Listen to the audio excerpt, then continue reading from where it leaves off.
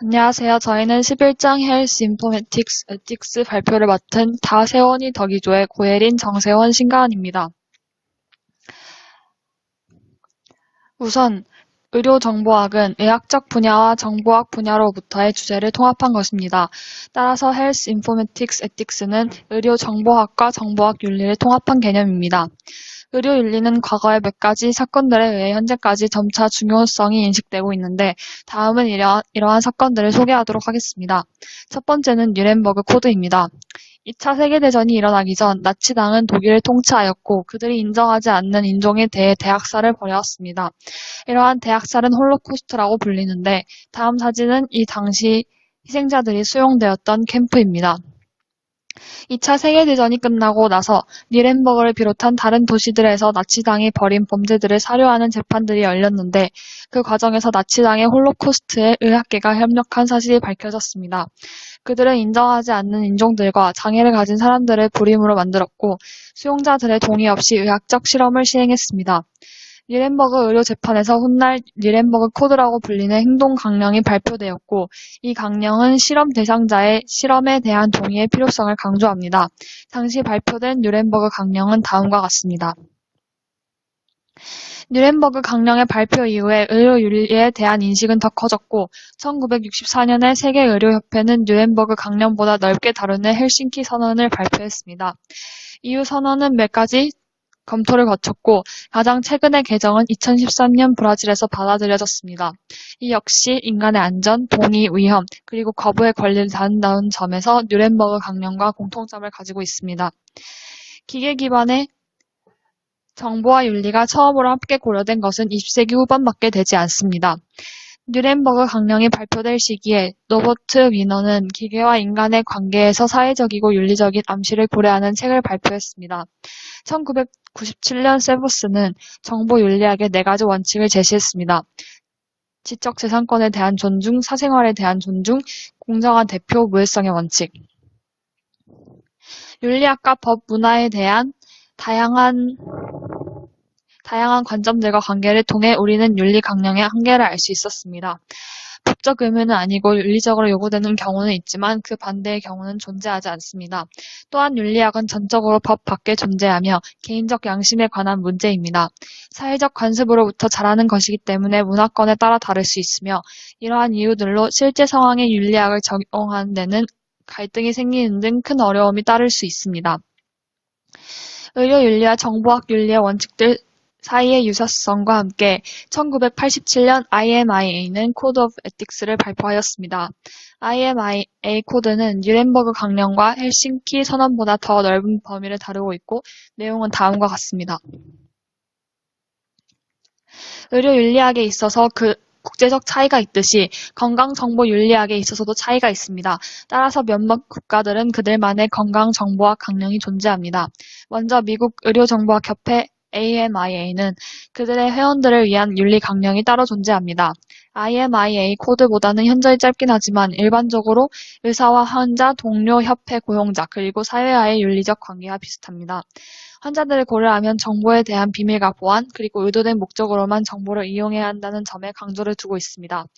영국의 UK 칩스 역시 행동수칙을 가지고 있습니다. 이때 건강정보학 전문가가 필요한 강령이 짧게 4부분으로 나뉘어서 설명될 수 있습니다. 첫 번째, 전문가 수준의 업무 수행, 두 번째, 타인의 권리와 이익 존중, 세 번째, 환자와 공공기관의 이익을 보호, 네 번째, 직업의 표준과 지위를 장려. 뿐만 아니라 영국의 GMC 종합의학평의회 또한 환자의 동의와 현재 기록된 최고의 처방법이 있는 우수 의료 실무 지침서에 대한 안내가 존재합니다. 유럽의 경우 다양한 범위의 문제를 사생활에서부터 보안에 관련된 문제를 다루는 유럽의회 지시가 있는데 그 내용은 다음과 같습니다.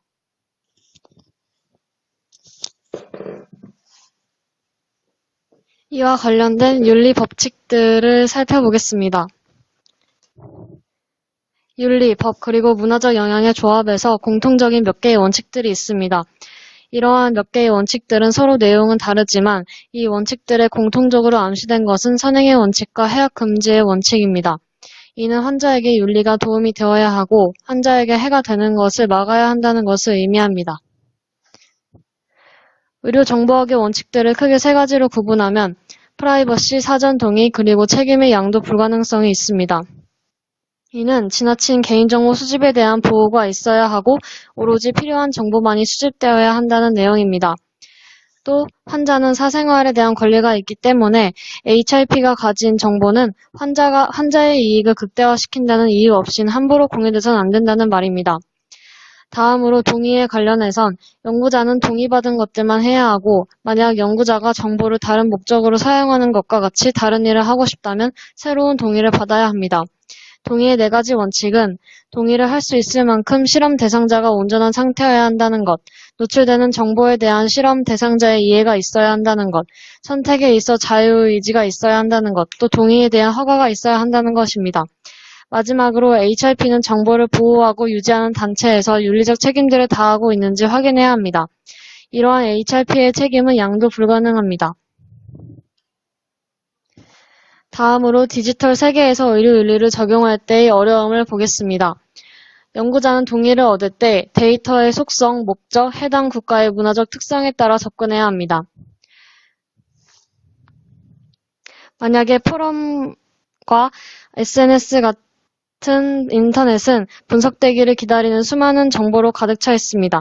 이러한 많은 사이트에서 매우 사적인 의료 정보는 교환이 됩니다. 이러한 사이트에서 정보를 얻어 연구하는 연구자들에게 던져진 주요한 윤리적 문제들은 사전 동의 및 사생활 문제와 관련됩니다. 동의에는 사전 동의와 추정된 동의가 있는데 사전 동의는 데이터베이스가 작은 경우에 가능하지만 국가적 차원과 같이 데이터베이스가 큰 경우에는 환자에게 일일이 사전 동의를 구할 수 없기 때문에 추정된 동의라는 것을 사용합니다. 하지만 이는 정보 남용으로 이어질 수 있기 때문에 주의를 해야 합니다. 또 사전 동의에 있어서 사람이 실험 대상인 모델, 텍스트 객체가 대상인 모델이 있습니다. 우선 사람이 실험 대상인 모델은 이것은 전자 게시물들을 실제 사람의 반영물로 보기 때문에 모든 윤리적 규칙들은 무조건 적용되어야 한다고 보는 입장입니다. 이것은 사이트에서 인용하기 전에 연구자가 무조건 개개인에게 모두 사전 동의를 얻어야 한다는 뜻입니다. 반면에 텍스트 객체 모델은 게시판에서의 게시물은 단지 텍스트일 뿐이고 이 게시물은 그저 텍스트와 관련된 표절과 저작권에 관한 규칙들만 있고 사람인 환자에 대한 규칙은 없다는 입장입니다. 최근 이 이론은 저자의 의도 및 저자의 생각과 텍스트의 생각을 명확히 구분하면서 많은 지지를 받았습니다. 다음으로 전자 게시물에서 연구를 할 때 어려움입니다. 우선 어려움에는 사람들이 지속적으로 들어오고 나가는 몇천 명의 그룹에서 사전 동의를 얻는 것은 매우 어렵습니다. 또 개인들로부터 사전 동의를 얻지 않는다면 연구자는 특정한 게시물 또는 개인을 언급하지 말아야 합니다. 연구자는 또한 익명의 인용도 피해야 하는데 이는 검색을 통해 원문이 나올 수 있기 때문입니다. 마지막으로 연구자가 보통 연구를 할 때 변화를 일으킬 수 있는데 큰 데이터베이스를 사용한 온라인상에서 이러한 관행은 어려움을 겪습니다. 하나의 예시로 아담 크레머에 의한 연구가 있습니다. 이 사람은 의도적으로 페이스북 뉴스피드를 조절하여 게시물에 대한 감정적 반응들을 측정하였습니다. 비록 그 연구가 과학적으로 유익했지만 이 연구는 사전 동의가 없었다는 이유로 큰 저항을 받았습니다. 다음으로 윤리적 책임의 이동에 대해서 살펴보겠습니다. 연구원들이 윤리적 책임을 줄이는 방법은 윤리적 행동에 대한 책임을 다른 사람에게 전가하여 연구원들이 당면한 과제에만 집중하는 것입니다. 이 일은 크게 세 가지 방법으로 행해집니다. 우선 법을 준수할 때 해당 주의 법에 따라 고발 또는 기소당한다는 것으로부터 안전함을 느낄 수 있습니다. 다음으로 윤리위원회나 기관검토위원회를 가진 기관에 소속할 때 연구를 미리 설명하는 프로토콜을 보내고 윤리적 승인을 얻는다면 윤리적 책임이 이동됐다고 볼 수 있습니다. 마지막으로 데이터베이스 관리자가 있을 때 데이터가 실수로 공개되는 문제가 생겨도 데이터베이스 관리자가 그 문제를 다뤄야 한다고 생각할 수 있습니다. 그러나 이러한 세 가지 솔루션은 효과적인 솔루션이 아닙니다. 그 이유는 데이터 위반이 발생할 경우 연구자를 포함한 모든 당사자가 법적인 기소를 당할 수 있기 때문입니다. 다음으로 의료진과 환자의 전자소통에 대해 살펴보겠습니다. 흔히 e-페이션트라고 하는 간병인의 등장은 의료를 행하는 사람이 환자들과 온라인으로 상호작용하는 기술을 배우고 이와 관련된 윤리적 문제를 고려해야 하는 상황을 초래했습니다. 의료진이 환자와 온라인으로 상호작용할 때 고려되어야 할 윤리적 문제는 두 개의 가이드에 언급되어 있습니다. 하나는 AMA의 의사 환자 전자 지침 통신 가이드 및 건강 관리, 그리고 호주 전자통신 가이드에 나와 있습니다. 이러한 가이드에는 의료 윤리가 이메일과 소셜미디어 사용 분야에서 어떻게 이루어져야 하는지 다루고 있습니다. 특히 AMA의 가이드에는 이메일 소통의 가치를 다루면서 의사소통 채널을 만드는 유용한 방법과 법의학 문제들에 대한 조언을 합니다. 이것은 환자로 하여금 이메일을 읽고 있는 상대가 누군지, 이메일이 수용 가능한 언어와 주제는 무엇인지 등을 인지하게 하는 것을 포함하고 있습니다. 또한 이 가이드는 의료인은 이전에 개인적인 접촉이 없었던 새로운 또는 잠재적인 고객과 이메일 의사소통을 하면 안 되며 이메일 의사소통을 해도 되는지 미리 허가를 받아야 한다고 나와 있습니다. 그 다음으로 실용 단계에 대해서 설명하겠습니다. 가장 첫 번째는 동의서 및 기타 서류의 이해도를 보장하는 방법입니다. 연구자는 동의서 및 기타 서류에 대한 이해도를 확실히 알아야 합니다. 이에 대해 가장 유용한 접근법은 언어의 복잡성을 줄이는 것입니다. 이에 기반해서 가독성을 판단하는 도움 테스트가 있습니다. 도움 테스트는 기본적으로 문장의 평균 단어 수와 각 단어의 음절 수와 같은 문서의 다양한 특징을 확인합니다. 플래시 리딩 용이성 테스트에서 시험 점수가 8인 문서는 8학년생들이 이해할 수 있고 14점은 대학 수준입니다. 이러한 테스트를 수행하는 몇 가지 컴퓨터 응용 프로그램이 있습니다. 마이크로소프트 오피스를 사용하는 경우 설정을 다음과 같이 변경하여 MS 워드에서 테스트를 수행할 수 있습니다. 맞춤법 및 문법 검사가 실행될 때 최종 대화 상자의 가독성 점수가 표시됩니다. 대화 상자에는 수동 문장 비율뿐만 아니라 플래시 리디, 편의성 및 플래시 킨케이드 등급 점수가 표시됩니다. 이러한 통계는 문서를 수정하는 데 사용할 수 있으며 결과가 만족스러울 때까지 테스트를 다시 실행할 수 있습니다. 그 다음으로는 간단한 데이터를 보호하는 방법에 대해 말씀드리겠습니다. 의료시설에 대한 보안 침해는 빈번하게 발생합니다. 보안을 위해서 관리자만 할 수 있는 것이 아니라 사용자도 할 수 있는 일이 있습니다. 이는 특히 공유 위치에서 컴퓨터를 사용하거나 도난당할 위험이 높은 노트북을 사용하는 경우에 특히 중요합니다. 첫 번째로 여러 암호화 프로그램에서 전체 디스크 파티션 폴더 또는 개별 파일을 암호화합니다. 그 다음으로 암호 및 문서를 암호화하고 컴퓨터 안티바이러스 프로그램을 사용하며 최신 상태를 유지합니다. 이뿐만 아니라 모든 컴퓨터에 스파이웨어 방지 및 악성 프로그램 소프트웨어도 설치해야 합니다. 컴퓨터를 버리거나 삭제하기 전에 모든 데이터가 제대로 제거되었는지 확인합니다. 마지막으로 부수적인 방법으로는 보호된 전자메일을 제공하는 메일 서비스 또는 전자메일의 암호화를 사용하는 플러그인을 사용하는 것이 있지만 이러한 방법은 비용이 많이 들거나 기술적으로 어려울 수 있습니다.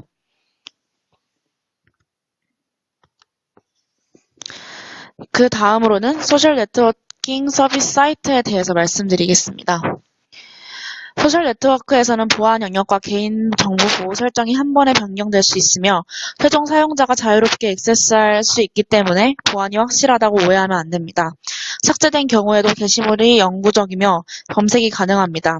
이러한 소셜미디어를 이용할 때는 규칙이 있습니다. 온라인 설명과 사진을 게시하면 안 됩니다. 이러한 게시물들은 일반적으로 자유발언법에 의해 보호되지 않기 때문입니다. 그리고 유튜브 또는 이와 유사한 사이트에 대해 비디오가 제작되는 경우 모든 저작권 규칙을 준수하는지 확인해야 합니다. 또 직원들이 페이스북과 다른 비밀번호를 공개하도록 요구하는 것에 대응하기 위해서 해당 국가의 윤리적 의무와 관련 법률에 대해 알아야 합니다. 그 다음으로 전자파일 및 데이터베이스에서 재료를 식별하여 제거해야 합니다. 전자파일은 의료 및 보건 연구에서 매우 중요하지만 특히 사회적으로 조심히 다뤄야 할 문제들에 대해서는 더더욱 식별 가능한 정보를 제거하는 것이 중요합니다. 데이터를 익명화하기 위해서는 취해야 할 조치들이 있습니다. 그림판을 사용하여 영상의 일부를 제거하거나 흐리게 하고 음성 소리를 숨길 뿐만 아니라 환자를 식별할 수 있는 비의료 정보를 제거해야 합니다. 또한 사진 파일에 자동으로 포함된 정보를 제거하고 파일 이름 또한 익명으로 해야 합니다. 그 다음으로 방문자 데이터 수집에 대해 제한해야 합니다.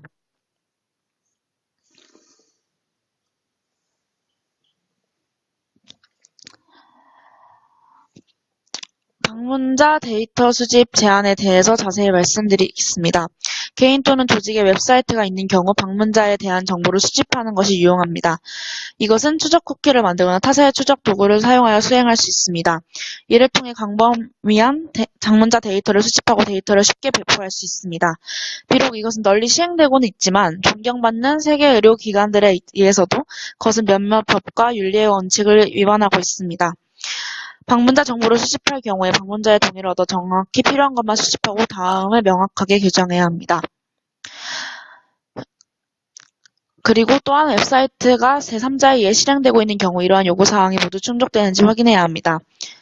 그 다음으로 웹사이트 또는 게시판 공개를 할 때에 주의할 점이 있습니다. 연구 주제들을 보호하려고 노력해도 그것을 알기 위해 시도하는 사람이 있을 수 있습니다. 의학 연구에서 사람들이 정보를 사용하는 것을 막기 위해 의도적으로 정보를 바꾸는 경향이 있습니다. 하지만 때때로는 전혀 관련 없는 보도 사이트로 이끌게 되는 위험이 따릅니다. 그 다음으로 보건정보 윤리 문제에 대한 법률위원회 및 기타 행정기관의 인식을 보장해야 합니다. IRB 대표자들은 보건정보학의 윤리적 문제에 익숙하지 않을 수 있습니다. 보건정보학 윤리 문제의 예방 조치에 대해 IRB에 알리는 것은 연구원들과 다른 HIP의 책임입니다. 이를 통해 IRB는 HIP가 취한 예방 조치를 더 잘 이해할 수 있을 뿐만 아니라 그러한 행동 뒤에 있는 동기를 더 잘 이해할 수 있게 됩니다. 이러한 정보 공유는 연구 및 허가 승인을 신청할 때 실질적인 구현으로 지원되는 워크숍 및 보고서 형식을 취할 수 있습니다. 그 다음으로 보건정보학 윤리와 의대생에 관련하여 말씀드리겠습니다. 의대생들은 그들의 직업 초기의 단계에 있을 뿐 그들은 건강 전문가라고 말을 할 수 있습니다. 의대생들은 보통 국가의료 전문기관의 규칙에 묶여있지만 그들은 같은 방법으로 그들의 보건정보학자들의 윤리적인 규칙에 얽매여 있을 필요가 있습니다. 첫 번째로 소셜 네트워킹 및 기타 대화형 사이트의 온라인 행동에 대해서 말씀드리겠습니다. 의학계의 소셜미디어 정책은 기술적인 현실에서 뒤처져 있습니다. 학생들은 그들이 온라인에 게시하는 모든 것이 오랜 시간 동안 남아있을 수 있다는 것을 알아야 합니다. 게시물들은 삭제되더라도 전자기록 보관소에 저장될 수 있기 때문에 학생들은 주위 사람들과 논평과 그들의 사진을 올리는 것에 대해 조심해야 합니다. 그들이 만약 부적절한 자료들을 인터넷에 게재하게 된다면 경고를 받거나 또는 학교에서 퇴학을 당할 수가 있습니다. 그리고 기타 학생 활동에 대해 말씀드리겠습니다. 우선 임상 연구를 수행하는 동안에 환자가 있는 상태에서 카메라가 사용되는 장치를 사용한다면 사생활을 보호하기 위해서 카메라 렌즈가 환자로부터 멀리 떨어져 있음을 항상 확인해야 합니다. 또한 프로젝트에 참가하는 모든 사람이 동일한 윤리적 규범에 구속된다는 것을 알아야 합니다. 의문사항이 있을 경우에는 직원, 감독관 또는 윤리위원회 IRB에게 문의해야 합니다. 건강정보학에서는 정보를 복사하고 붙여 넣을 수 있는 용이성 때문에 다른 사람의 자료를 표절하려는 유혹이 있지만 이를 방지하기 위해서 많은 대학에서 프로그램을 사용하기 때문에 주의해야 합니다. 페이퍼리스는 다른 사람들의 과제가 올라와 있는 웹사이트이지만 실제로 이 사이트를 이용한 것이 발각되는 경우에 퇴학당할 수 있기 때문에 역시 사용을 주의해야 합니다. 전자 파일 같은 경우에 조작이 쉬웠기 때문에 많은 사람들이 오용을 하지만 이러한 조작을 수행할 때에는 저작권이나 다른 법이 위반되지 않도록 중요하며 잘못된 정보를 나타내지 않도록 주의해야 합니다. 비디오나 녹음 수업이나 강의를 듣는 것은 굉장히 유혹적일 수 있지만 학생들이 나중에 강의를 보고 들기 위해서 이를 사용할 경우에 강사의 동의와 동료 학생들의 승인이 꼭 필요합니다. 불법 디지털 파일 역시 사용을 주의해야 하고 문서에 불법적으로 접근하기 위해서는 이미 구독료를 불법적으로 접근하는 것에 대해 주의해야 합니다. 문서를 접근하고 싶을 경우에는 구독료를 지불한 대학 도서관에서 보거나 또는 저자에게 직접 연락하는 방법이 있습니다. 마지막으로 향후 동향에 대해 말씀드리겠습니다.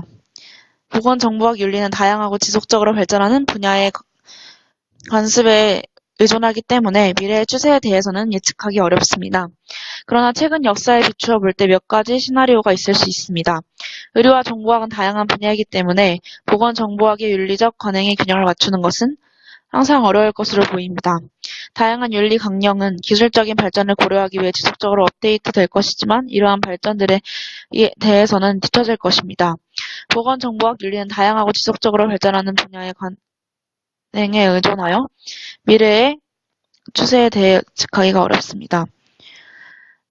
디지털화된 의료 데이터는 환자의 생활에서 상품으로서 점점 더 중요한 역할을 하게 될 것이고, 이러한 변화와 지속적인 신기술의 창안 때문에 학생을 포함하는 HIP는 새로운 윤리적인 문제에 대해 직면하게 될 것입니다. 그들은 기본적인 원칙들을 지침으로 사용할 필요가 있을 것이고, 이러한 과정 등을 통해서 보건 정보학 윤리는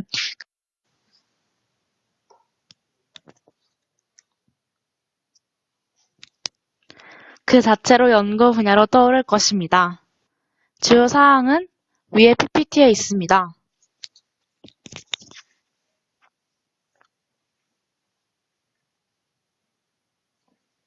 뉴렌버그에서 20명의 의사를 포함한 23명의 피고인은 전부 의료 관련 범죄의 제목을 받았습니다. 이 중 7명은 무죄를 선고받고 16명이 유죄 판결을 받았고 7명은 사형을 선고받았습니다.